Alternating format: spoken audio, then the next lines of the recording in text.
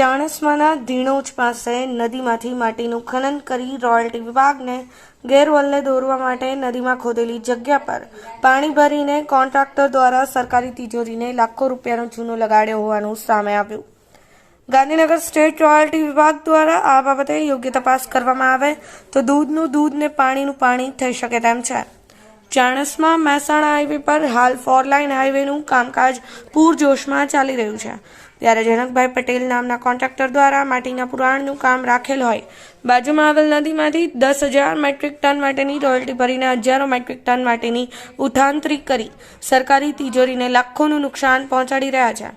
ત્યારે ચાણસ્મા તાલુકાના ધીણોજ નજીક આવેલ એક નદીના પટમાંથી કોન્ટ્રાક્ટર દ્વારા હજારો મેટ્રિક ટન માટીની ઉઠાંતરી કર્યા બાદ ખાણ ખનીજ વિભાગના તપાસમાં કોઈ જ પુરાવા ન લાગે તે માટે પાણી છોડાવીને ખાડો પાણીના પૂરવામાં આવ્યો હોવાનું પણ સામે આવી રહ્યું છે. ત્યારે પાટણ ખાણ ખનીજ વિભાગના અધિકારીઓ પણ શંકાના દાયરામાં હોય તેવું લોકમુખે ચર્ચાઈ રહ્યું છે.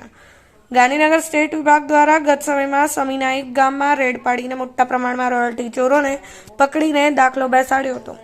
ત્યારે હવે પાટણ જિલ્લાના ધીણોજ ગામે પણ ખોદેલા કામકાજની તપાસ હાથ ધરીને મોટા ગજાના ભૂમાફિયાઓને બહાર લાવે તેવી લોક માંગ ઉઠવા પામી છે. ફોરેસ્ટ વિભાગને અંધારામાં રાખીને મોટા પ્રમાણમાં વૃક્ષોનું કટિંગ કરી નાખ્યું.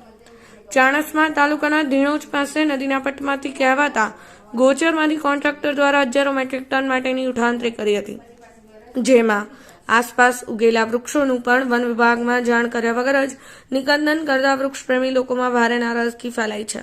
ત્યારે આવા કોન્ટ્રાક્ટર સામે કડકમાં કડક કાર્યવાહી કરવામાં આવે તેવી લોકો દ્વારા ફોરેસ્ટ વિભાગને અપીલ કરવામાં આવી છે. હિટાચી મશીનના ઓપરેટરે જણાવ્યું કે 3500 થી 4000 ગાડી ભરવામાં આવે.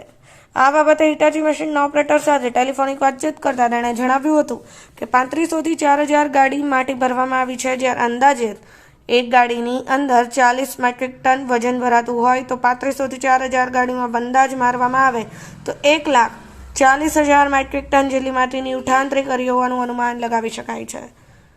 તો તેની સામે કોન્ટ્રાક્ટર દ્વારા 10,000 મેટ્રિક ટનની પરવાનગી લીધેલ હોવાનું સૂત્રો દ્વારા જાણવા મળ્યું હતું.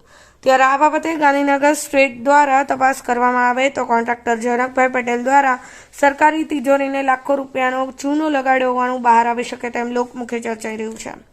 તેમજ દર્શાવેલ વિડીયોમાં દેખાતી 12 ગાડીઓમાંથી સરકારના નિયમ અનુસાર કેટલીક ગાડીઓમાં GPS લગાવવામાં આવ્યા છે તેમજ કેટલીક ગાડીને રોયલ્ટી પાસ કાઢવામાં આવ્યા છે, જેની તપાસ કરવામાં આવે તો સંપૂર્ણ કૌભાંડનો ભાંડો ફૂટી શકે તેમ જાગૃત નાગરિકો ચર્ચા કરતા જોવા મળ્યા.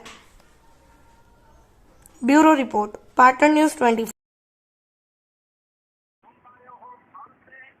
हेलो हेलो कौन बोलियो?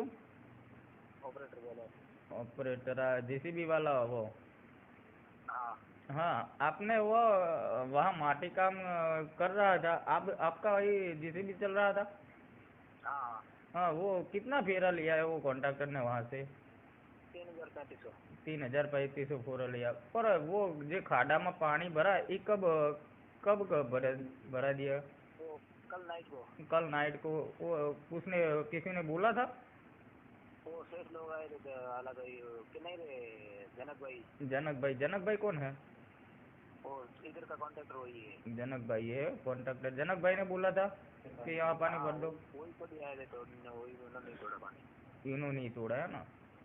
Okay okay.